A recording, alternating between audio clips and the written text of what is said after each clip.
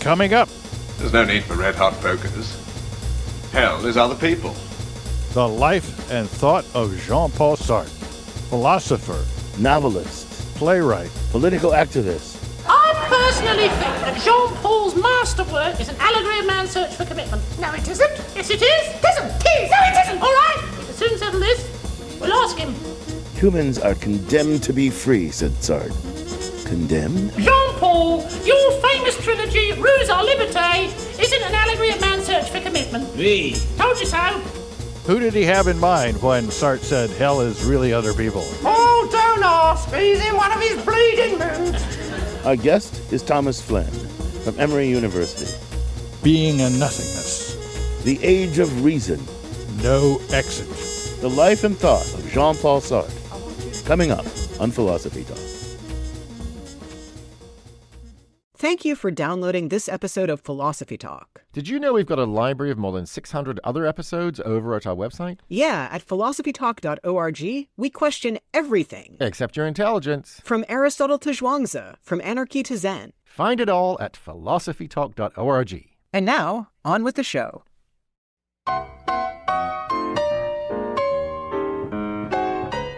Welcome to Philosophy Talk, the program that questions everything. Except your intelligence. I'm John Perry. And I'm Ken Taylor. We're here at the studios of KALW San Francisco.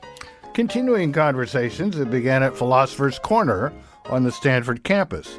That's where Ken teaches philosophy, and I did for 40 years. 40 cool years, eventful years. John, today we're asking about the life and thought of Jean-Paul Sartre. Sartre was one of my favorites when I was an undergraduate, Ken. Well, he was a good philosopher. He's a great philosopher, highly influential philosopher, too. His views dominated French thought for a long, long time. But you know, John, I have to admit, I'm not really sure that his philosophy actually hangs together all that well in the end. I guess you must not fully appreciate the depth and coherence of Sartre's philosophy.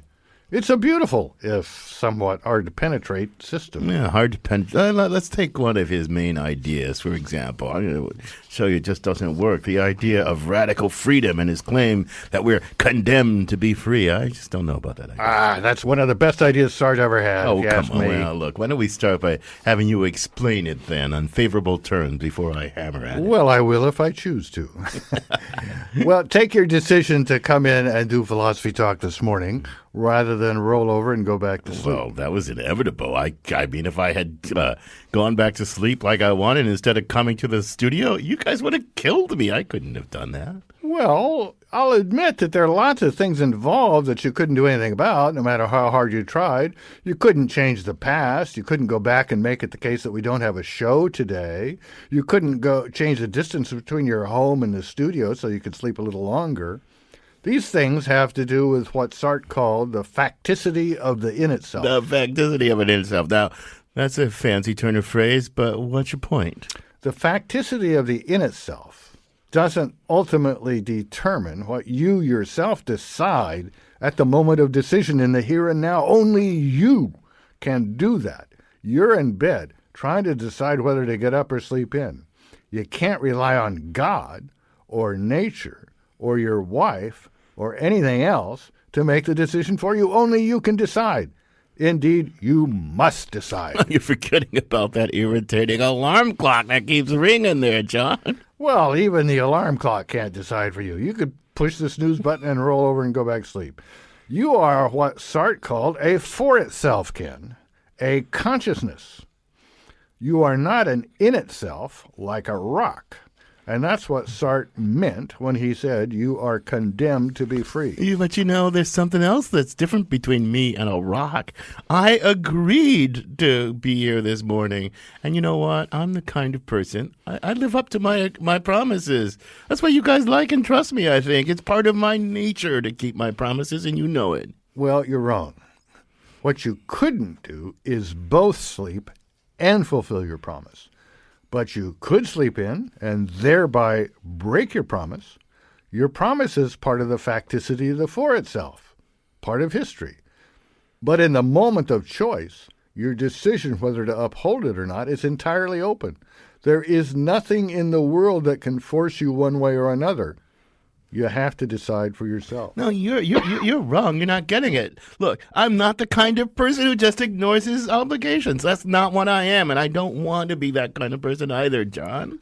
Ken, you're trying to escape from freedom by turning your choices over to your so-called nature, but you can't do it. Oh, come on, so-called nature? What do you mean, so-called nature?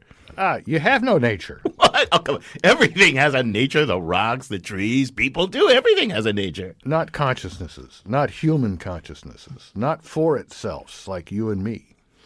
We have no essential pre-given nature that fixes in advance who we are and what we do. To the extent that we have natures at all, our natures are determined by nothing but our own actions and decisions. As Sartre said, existence precedes essence. Existence precedes essence. Okay, but look, even if I'm going to grant you that I could have slept in this morning. I could have done that. I ought not to have done it. Look, I made a promise, and I can't escape. I'm going to use a Sartrean phrase now. I can't escape the facticity of my promise, can I? It's binding on me. Yes, you can, just by choosing not to honor it. No, but that would be wrong. Then it would just be objectively wrong. Objective values. Posh. There are no objective values that fix the nature of right and wrong, at least according to Sartre. It's all up to us. The appeal to objective values is just one more way of trying to escape from freedom. Yeah, but see, this is where it all starts to fall apart. Sartre himself was a member of the French resistance, a committed member. He fought Nazism tooth and nail. Come on, could he really have truly dared to risk it all to fight this evil if he really didn't think there was any objective facts about what he ought to do? Just because there are no objective values, no values fixed by God or some eternal realm of something or other, it doesn't follow that human beings don't or shouldn't value things. Ultimately, we choose our values. They are not imposed upon us. And once chosen, they really are our values. Well, this is the puzzling part. But, let's look at some of the things that Sartre himself valued. To do that, we sent our roving philosophical reporter, Shuka Kamatari, to explore some of his life and times beyond philosophy. She files this report. It's 1940 and Jean-Paul Sartre is a prisoner of war. He had served in the French army, but was captured and held by German troops for 9 months. After his release, Sartre moved back to Paris. Over the next 3 years, he helped start an underground socialist group, published his book Being in Nothingness, and wrote multiple plays, including No Exit, a story about the afterlife. All right, make love. Get it over with. This is hell. My turn will come. But in addition to being a philosopher, playwright, novelist, and activist, Sartre was quite the lover.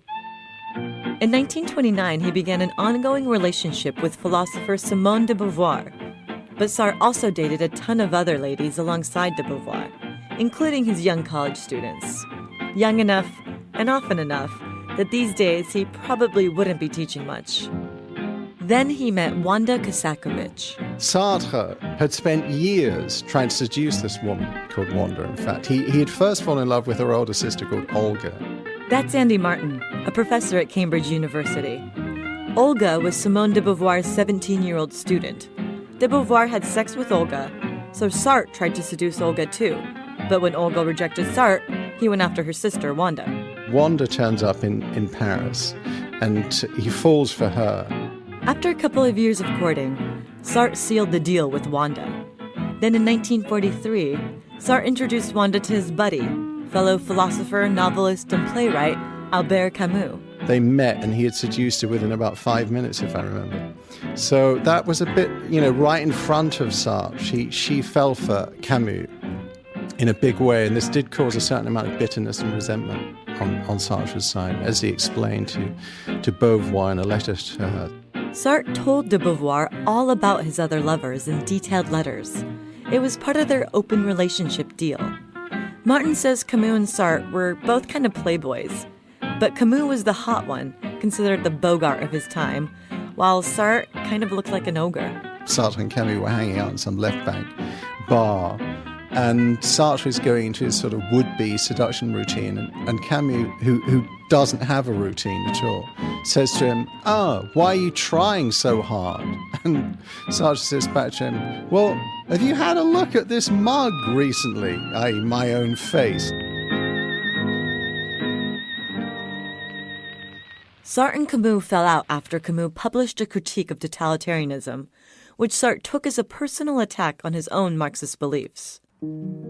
They never spoke again. His best-known one-liner, Sartre's phrase, is hell is other people, I think, one of the best philosophical one-liners of the 20th century, possibly.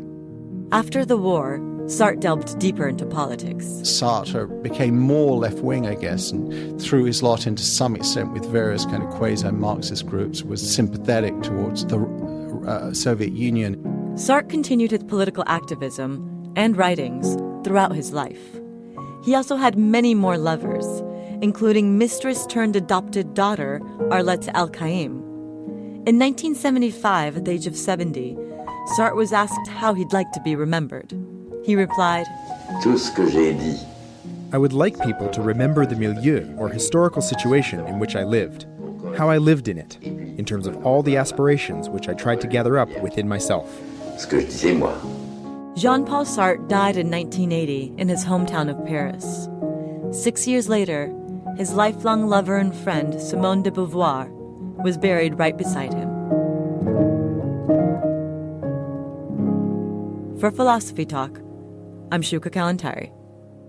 Thanks, Shuka. Sounds like Jean-Paul Sartre was taking advantage of his radical freedom for most of his life. I'm John Perry. With me is my fellow Stanford philosopher, Ken Taylor. And today we're talking about the life and thought of that French philosopher, Jean-Paul Sartre. We're joined now by Thomas Flynn. He's a professor of philosophy at Emory University. He's author of Sartre, a Philosophical Biography. Tom, welcome to Philosophy Talk. Well, thanks very much. Appreciate that. So, Tom, quickly, what got you interested in Jean-Paul Sartre? So interested you want to write a philosophical biography of this guy. Well, I think because he made a lot of sense. He was very much a man of the people. His writing was not heavy writing, I don't think, despite the technical terms. He really wrote a rather simple French. And it was easy for me to read, I guess. That's why I got into him. Well, that's as good a reason as any. In our intro, Ken and I tried to give a cocktail party rendition of some of Sartre's basic ideas. Now, suppose you were at the cocktail party and you overheard us, and you had a couple of minutes to correct what we said and list the important things we missed.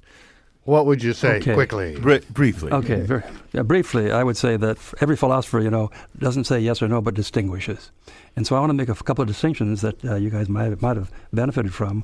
One, Sartre's freedom is freedom in situation. It isn't just free-floating freedom. It's freedom in situation. And that situation, that grew as he got older and had a notion, yes, he said by definition we're free, but in the concrete world we're not free. We have to realize that freedom by what? By getting involved with social change. That's what moved him to revolution, rightly or wrongly. He was a hyperbolic thinker. So let's slow down there. I mean, that's a nice distinction, freedom in the situation. I think I know what you mean by that, but I just want to test my understanding. I mean, I'm given like this Sartrean phrase, facticity. There's a lot of facts that surround me, right? They may not determine what I do, but they constrain what's open me to do.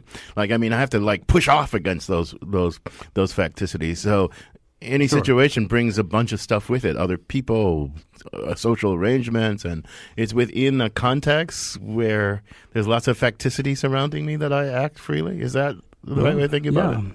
A good portion of your life is the situation is previous choices. Here's the word for hope, I think, that Sartre always ends with. You can always make something out of what you've been made into. You might say, there you go. So let's say, as I remember, one of Sartre's classic examples, a young man that wants to join the resistance but feels he ought to continue to take care of his ill mother. Explain how the situation comes in there. Okay, that's a very good example because it leads to his answer that he says to the young fellow, choose, that is, invent, create. In other words, freedom is creative for him. And it's not just the reproductions of things we've done in the past. It's expanding the notion of situations. It's thinking concretely, but that means, of course, aware of the choices we've made in the past. but we can't. Go ahead. Are there any elements of a situation that are just, I can't do anything? I mean, there is a. I mean, I don't understand how to put the situationness and the facticity of the situation with the radicalness of my freedom. I mean, am I radically free in a situation? But if the situation constrains me, you can give me a deeper answer after the break. But yes or no, am I radically free in a situation? Not so radically. Yeah. You're situated. Your freedom is situated. Huh? You can. You therefore are able to create. There's nothing that's true. You can. You try the impossible if you want. And then one line that he says, which I might find leading to great hope. You can always commit suicide. Oh, well, there's that. Yeah. Camus' wife thought that he sort of tried that a few times himself. You're listening to Philosophy Talk. Today, we're asking about the life and thought of Jean-Paul Sartre. In the next segment, we'll dig deeper into what Sartre meant by radical freedom, facticity, the in itself and for itself, and, of course, existentialism. Freedom, facticity, and existentialist philosophy. That's philosophy with an F. Plus your calls and emails when Philosophy Talk continues. Tuesday and Wednesday, nothing. Thursday for a change, a little more nothing. Friday once more, nothing. A Monday gone. Heidegger famously said, "Nothing noths." Sartre entitled his great work, Being and Nothingness. Was one of these existentialists the inspiration for that great song by the Fugs, one of my favorite 60s rock groups? I'm John Perry. This is Philosophy Talk, the program that questions everything except your intelligence. I'm Ken Taylor, and we're talking about the life and thought of Jean-Paul Sartre. Our guest is Thomas Flynn from Emory University, author most recently of Sartre, a Philosophical Biography. So, Tom, you were saying something about the limits of freedom and all that, but I want to switch just a little bit. It's related. Here's something that's always bugged me about Sartre, and I think something that bugs lots of more, I don't know, Christian-influenced traditionalist philosophers who believe in an objective moral order. It's pretty hard to swallow the thought that it's not an objective ahistorical, mind-independent truth that Hitler was bad, really bad, and if you think otherwise, you're wrong. But the existentialists seem to say, well, no, there's no objective facts. There's no objective values of that sort. To think that is some kind of bad faith. How do you make people comfortable with that kind of thought? Well, I think, the notion of bad faith, the question is it an ethical statement or not, or just an ontological statement? You mentioned Heidegger. Sartre said that Heidegger's notion of authenticity was ethical. Heidegger said it wasn't, but he said Sartre's is. Well, I think they're both wrong, for what it's worth. I think it's moral for both of them. Sartre does give us an ethics of authenticity. You can't gainsay that. Not just to thine own self be true, but in some sense, one has to accept the consequences of the decision one makes. That's now you say that's facticity, but it's more than that. Go ahead. I'm trying to understand. So I'm the Nazi, and I side with Hitler. Counterfactually, right? And I side with Hitler. Hopefully. Yeah, and I do this with full openness of the consequences. I choose the side. You're the anti-Nazi, and you join the resistance, and you fight Hitler tooth and nail. There's me on one side, there's you on another side, and it's just two opposing sides. But one likes to say there's a truth of the matter. The Nazi was wrong. The anti-Nazi was right. Hitler is evil. And he's not a hero. I mean, how do you decide that if you're an existentialist? I think, first of all, Sartre says a lot of things that he has to refine subsequently, I think. One, he did seem to imply that, you could be a Nazi if you were going to be sincere. But in fact, when he really starts pushing the value of freedom, he would say you couldn't be authentically a Nazi. You couldn't produce good literature. We couldn't do all those things. Why not? Because Nazism is an essential denial of freedom. And that is a baddie. That's a no-no for him. Okay, so now it sounds like there's a principle in there that you're bound by the consequences of your previous decisions in some way to some extent. Now, where does that principle come from? Is that an objective principle, or is that something you have to decide to accept, in which case there seems like kind of a regress? Well, I think it is notion of the thickening of the notion of situation that as he develops his thought, he actually moves away from a philosophy to one of praxis or practice, but that's another story. He is really, though, concerned with the maximization of freedom, and those are creative, you might say the maximization of creative values, opportunities for creativity. So it's the maximization not just of my freedom, but of freedom as an objective, abstract, impersonal good or something like that. I mean, I think he says, tell me if I'm right, I'm no expert on Sartre. Go ahead. I think he says that when you choose not just for yourself, you choose for the universe. You choose for at least the conscious universe. So if I choose a way of life, I'm saying to the universe, this is to be, or something like that. Is that, do I have that roughly right? Can you do, but you forgot to put it in the situation. Sartre's situation from that remark was a lecture that he gave was seen as kind of a manifesto for the existentialist movement back right after the war. And it was called Existentialism is a Humanism. Well, there is a social to existentialism that he really hadn't developed before then. And he's got to compete with the Nazis, not the Nazis, communists, and with the Christians. Right after the war, they are trying to fill the slots that were left by those people who had bet on the wrong horse when they decided to cooperate with the Nazis. But Sartre says, yes, there is more than just Nazism, but there's more than just, let's just say, religious belief, or more than just politics all of the Communist Party. Now, we know that he later on played ball with them for a while, the communists. But finally, the communists who didn't trust him called him a hyena with a pen. He gradually moved away from them, too. And let me go ahead. Let me ask you a question about that, because it puzzled me. As I remember, it puzzled me at the time that my hero was becoming a Marxist or writing a book on Marxism. But, I mean, Marxism, not communism, but Marxism is historical materialism. Yes.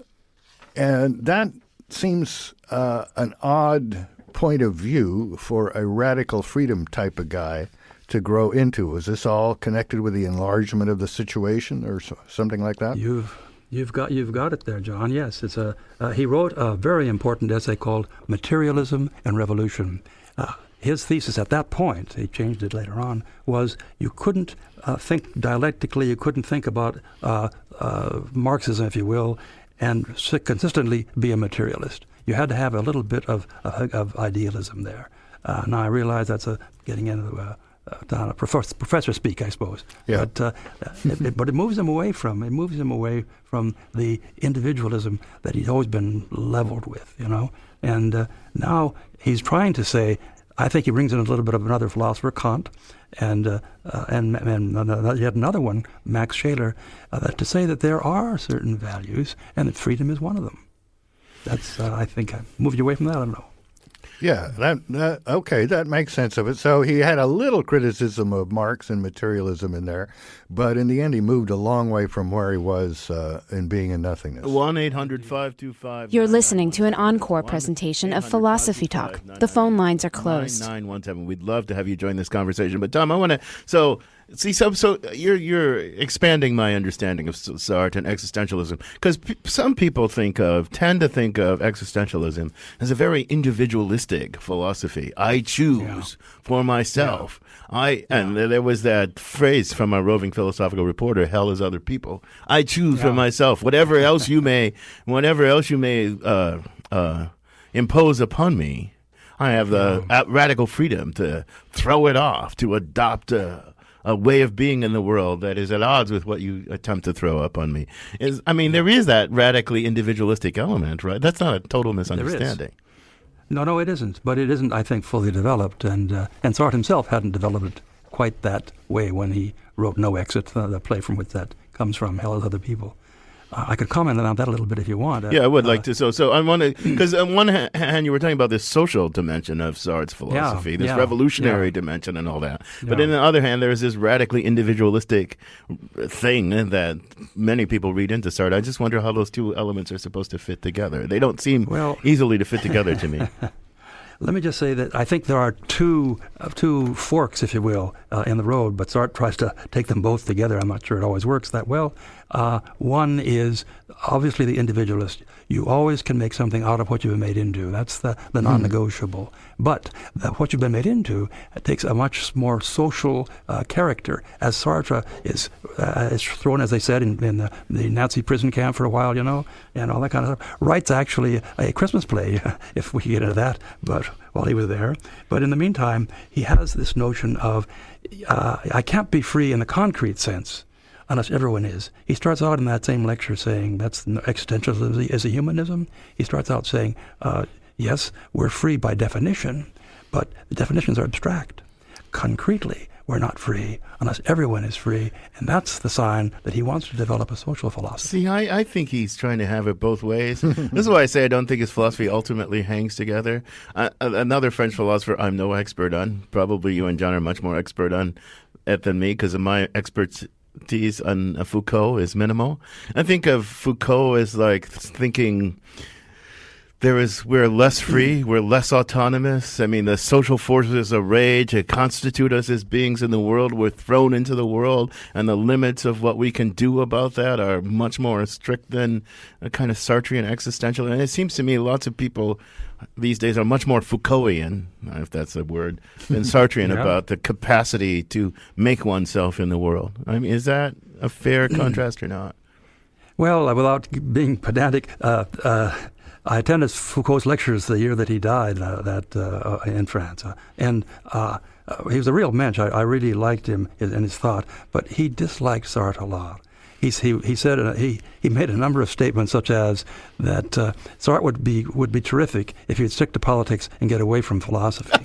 Well, alas, words to live by. But I mean, and there was some sense. I mean, Foucault had some very nasty things to say about Sartre. I think mainly because they were two sons in the same heaven, the same size, two generations, of course.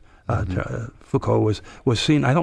Foucault didn't like the idea that he was seen as Sartre's successor as the guru for French life. But am I right in thinking that they had a rather different understanding of the extent of our power to just constitute ourselves in our circumstances? No, I think you're right there. Foucault does talk about, however, the fact that we can, in some sense, do something to change our socioeconomic situation, for example. He's talking about a woman in Victorian England who doesn't have much freedom. He says, what can she do? Oh, she can steal from the husband's pants when he's asleep. She can do a lot of all kinds of things. That's Foucault's example. But really what has to wait, she has to get involved to change the situation itself. And that is, of course, get women's liberation and that sort of thing. And so Foucault was very much aware of that and the importance, but he thought that these people in Victorian England, women in Victorian England, weren't as free as they could be. So he does have a notion of freedom himself, but it isn't the kind of freedom that's focused on consciousness. Foucault, no, that's a no-no for him. Really. So tell me if I'm drawing an inference from Sartre that he would not allow me to draw, but it seems to me kind of inevitable. Because again, I'm trying to get my head around the extent of our radical freedom, right? If take the slave, right, who is chattel to the master. Okay, what matters is what you do with what you make of yourself. So if I'm the slave, I can let the master's oppression of me shape my consciousness, but only by my letting it. I can declare myself a rebel to the master and resist, even if I can't physically break the chains. I still have the attitude of resistance. So I'm always there's no real in some sense at some level I'm immune to ultimate oppression I can be physically oppressed, but my psychological oppression that's not possible or something. Yeah, that seems like a consequence of the way he thinks.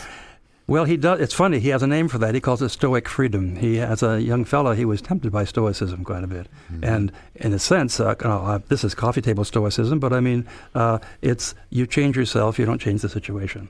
Well, Sartre thought that and then decided against it.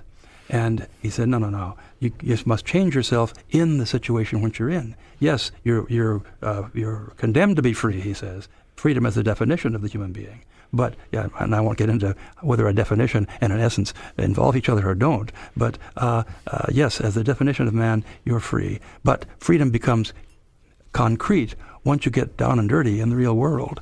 He wrote a play called Dirty Hands. That's politics, has to be dirty hands. Even the good people get their hands dirty. So your book is a philosophical biography, I think. It is, yeah. So I can ask you a question that's both philosophical and biographical. A cynic might look at Sartre, listen to our roving philosophical report, and say, this guy is just basically promiscuous, and he's erecting a philosophy to justify that. There's no objective morals, and you can decide whatever you want. And somehow he convinced a very intelligent woman, Simone de Beauvoir, to go along with him on this. What would you say to that? Well, I would say that the two of them admitted that one of these young women whom they both shared, that they ruined her life. It's an interesting admission, actually. She did it in a letter to Sartre, but I mean, it isn't as if I said that he had the sexual ethics of an alley cat, but he had a deep sense of social justice, and so much such that he put his life on the line sometimes. His apartment was bombed twice by people who were supporting Algeria against the Algerian Revolution. They were the French people living in Algeria at the time, what they call the Blackfeet, the Pieds Noirs. And twice his apartment was bombed. One of them, he had written a beautiful book on Mallarmé, the poet, and he lost 200 pages of that manuscript. Well, okay, he was a morally complicated figure. I think we can just...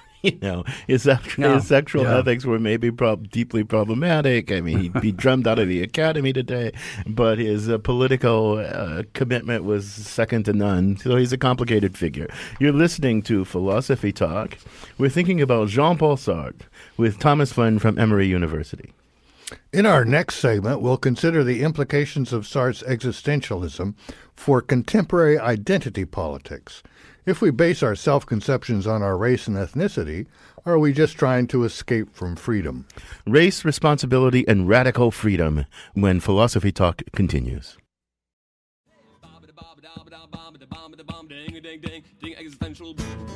Hey, you can do what you want, play off my existential blues. My blue suede existential blues. What's a radically free existentialist to do? Sing the blues just like Tom T-Bone Stankus?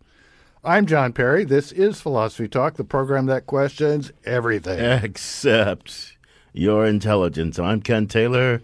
Our guest is Thomas Flynn from Emory University, and we're thinking about freedom and existentialism, the philosophy of Jean-Paul Sartre. Tom, race and ethnicity loom large in contemporary American politics and thought. We seem to accept and expect that our authentic identity should incorporate these elements of facticity. Foucault seems a little more in tune with this than Sartre. Would Sartre see all of this identity politics as an attempt to escape from freedom? You know, his notion, let's start with individual identity. We are not fully identical with ourselves. We are always somewhat more than ourselves. That's our freedom. That's the right to change. Well, you expand that when it comes to being concerned about our situation. Let's say our racial situation, or the situation of being in a society that's socio and economically exploitative. Those kinds of things. Sartre, later on in his thought, when he really got into these things after the war and came back with less of an individualist and more of a socialist, if you will, he talks about the notion of system. And you could say, he says, colonialism is a system, capitalism is a system. You could say racism is a system in a way, how you identify people by your being pro or con them. And Sartre says, the meanness is in the system. But then I think he should be corrected, because if we take him consistently, he would admit that meanness is not entirely in the system. And there's where the unreconstructed existentialism comes into this socialist thing. You've got someone who is associated with some movement of any sort, and they've stopped taking themselves as individually responsible. In fact, they are individually responsible. And sometimes if there's some meanness in the whole thing, and it can be. I don't care how high-standing that thing is. It can be movement. It can be kind of mean also. But I want you to help me think about my identity as a black person. Well, not actually my identity as a black person, but suppose I were Barack Obama, and I was a biracial person, had a white mother and a black African father, and I'm thrust into the United States where there's this duality of black and white, and I'm not this. That's the facticity of the United States. People say, oh, you're black, you're white, you're this, you're that, right? They claim me, right? Okay, and I want to know if I'm Barack Obama trying to constitute myself in the world against the facticity of social life in the United States. What am I supposed to do? How does this thinking of myself in an existentialist way help me? Because in some sense, I think, well, Obama's neither a black person nor a white person. He's something else, right? But our categories won't let him be that. Our social categories won't let him be that. Sure. He's the first black president. We don't say he's the first biracial president. And that's up to us, that we declare him the first black president. But what if he said, against the facticity of American life and how we construe it, said, I claim myself as the first biracial president. I own both of these things. Or I'm transracial, or I'm post-racial. Sure. I mean... in fact, that's what authenticity would demand, huh?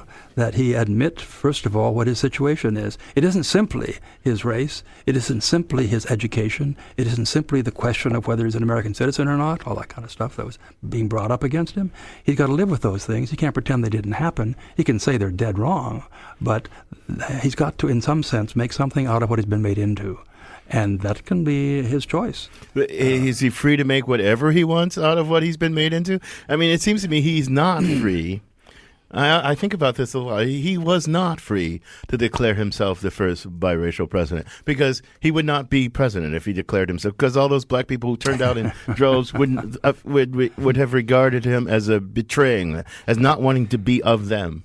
Right, and all those white people who wanted to congratulate themselves on voting for the black would not have been so uplifted by voting for a biracial president, because then they would have believed they were voting for the part white guy in him. Right. So Ken, you're saying in a way he wasn't free to say. Yes, he wasn't free. I'm saying he wasn't free. He was limited and constrained. And I'm wondering whether Sartre would see it that way, or whether he would acknowledge that, or how does this whole radical freedom make of yourself what you've do with what you've been made of? How does this work? Well, I think in Obama's case, it would be he really wants to be president. I mean, that's why he doesn't choose the things that you suggested were other possibilities. Sure, they were possibilities, but he has taken responsibility for the choice that he made.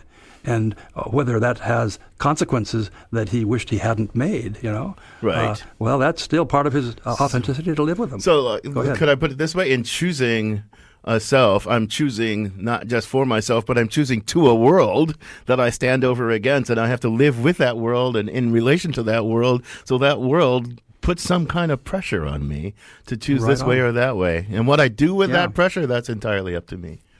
So, way to put it. So Sartre might say, I don't know, but identity politics is okay so long as you see it as a choice to identify with the suffering, oppression, and historicity of some group of people. To help increase freedom. But if you see it as something that's part of your essence that binds you so you can't do things, then he would disagree with it. That's bad faith, what he would call bad faith. Bad faith. Now, bad faith is, I think, a very good concept of Sartre's. In this area, I would say applies to someone like Thomas Jefferson, who clearly saw that slavery was wrong, but couldn't himself free his own slaves, although other people influenced by his words did. Yeah. But tell us, what's the real definition of bad faith? Is it just another word for these same set of ideas, or something new there? Well, I think there's, let's put it this way, simplistically, it's simply self-deception. Self-deception with regard, about what? Self-deception about our identity being not complete. In other words, our being both in itself and for itself, not just in itself and not just for itself. We are people in situation, and to pretend that we're not, that's bad faith. And now that you can even say that Sartre would insist, I don't think he's correct on that one, but he will insist, well, this is not a moral statement at all, it's an ontological statement. Well, it's that, yes, but it has moral consequences. Well, because one ought not to be in bad faith, right? I mean, isn't that... Presumably, yes. Right. So I want to ask a question that we got through the email. It says, could you comment on the long novel, I think it was a series of novels, The Roads to Freedom? And as I remember, that's post-war and was never finished. But that's all I know about it. Well, Sartre was a master of the torso. He never finished most of anything. And that's a bit of an exaggeration, but it's rather commonly acknowledged, I think. And this was all autobiographical in many ways. The Roads to Freedom, or Roads of Freedom. There's some dispute even on the name for these. And the fourth volume, unpublished volume, was broken down into parts that were published. But this is all about his life, in the Stalag, his escape, and the time that went before that. Actually, that's not necessarily himself. Was it philosophical? I haven't read these. Was it exploring or expanding existentialism, or? I think it was. It was coming to terms, in a sense, with Marxism. See, Sartre had been very critical of Marxism because, as you noted earlier on, hard to be an existentialist and a materialist. But on the other hand, when he gets into this circumstance, and that's where existentialism is very powerful. It tells stories well. You might say that's both its glory and its shame. Yeah, you want an argument, and instead you get a story. But the story makes the point, and the novel does that. Go ahead. So someone was going to say something else, I think. No. I wasn't trying to interrupt, but I will since you invited me to. Look, I have to say, I think existentialism is and I've come to believe this as I've gotten older, is a profound and deep philosophy, and it really gets at the nub of a problem of modernity, postmodernity. What binds us? Right? There is no God to bind us. Tradition. Why should tradition bind me? Why should the past bind me? Why should other people bind me? What binds us? I think and there's a kind of troubling answer. Nothing binds us. Not even our own will at a moment binds us in the future. Because I could decide, John gave this example, I could promise yesterday, and am I bound to uphold that promise today? Well, suppose I change my mind. Suppose I no longer want to do that. You promised me, John could say. I say, big deal. I hereby break it. I hereby release myself from your obligation. It sounds like anything. So it's a deep problem. Where does anything binding come from? But its solution seems almost non-existent. He seems to talk a lot about freedom and, promoting the freedom of others. But deeply in the end, it just seems to me it has no answer to. And I'm not quite sure why my own will is enough to. My own will can't even bind me. If you want to pursue that, you could probably say the moral of the story is don't ask Sartre to pay cash always. Exactly. But I think there's the situation is complex, and there's some truth. I hate to do this in all of these, but I do think so much of it depends on the two things that he said to Beauvoir late in his life that were consistent values for him. One was freedom in this advanced and thickened sense, if you will, that included freedom for other people. And the other one was socialism. But I want to throw in a footnote too. That talk that he gave, that was taken to be the existentialist manifesto. There he mentions that there are theistic existentialists as well. Yeah. And like Karl Jaspers, like Gabriel Marcel. Mm-hmm. But then he goes on to talk as if there aren't any.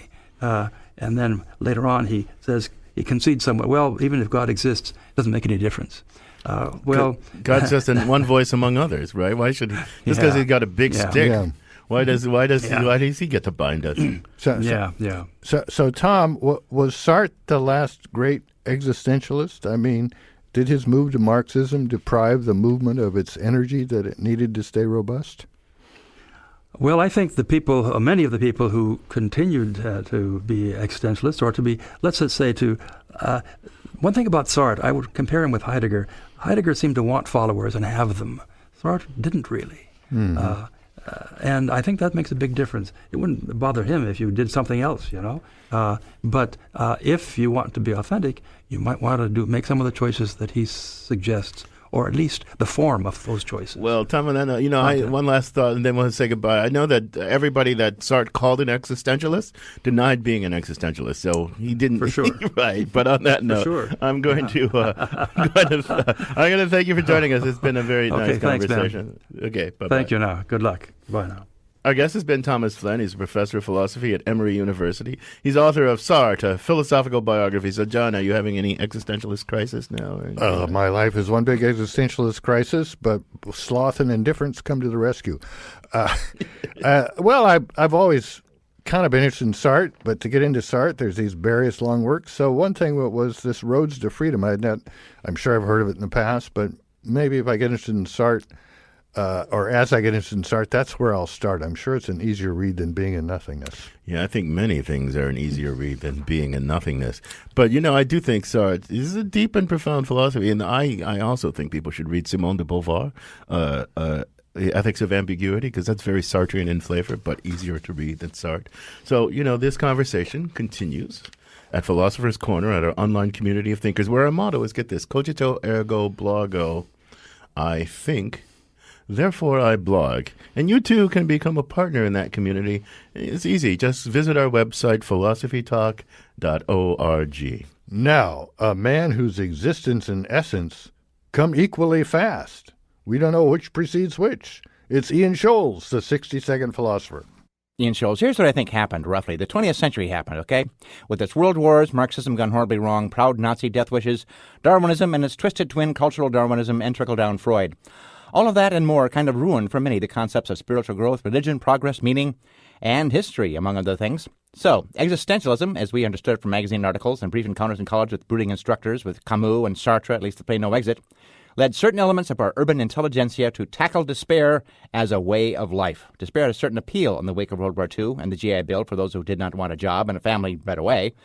And for those for whom the so-called bohemian lifestyle always held a lure, the posited meaninglessness of life gave them permission, as we say today, to do whatever they felt like doing within the context of a quest for authenticity in a world where class and identity were not what they used to be. This led to a surprisingly robust counterculture and culture, filled with music, theater, poetry, film noir, and coffee houses. There was sex, much of it awkward, cheap wine, marijuana, and heroin, which was briefly chic.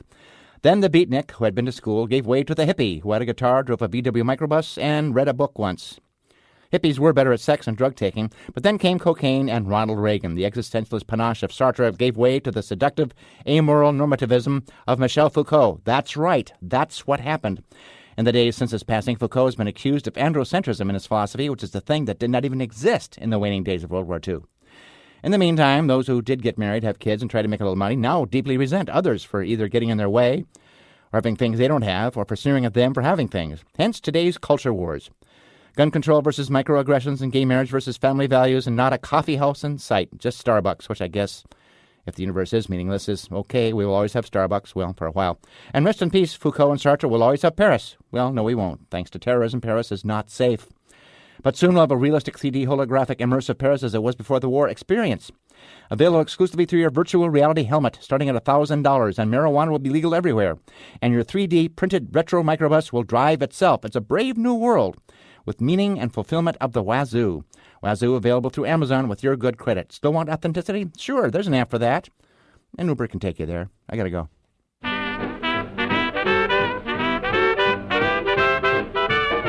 Philosophy Talk is a presentation of Ben Manila Productions and the trustees of Leland Stanford Junior University.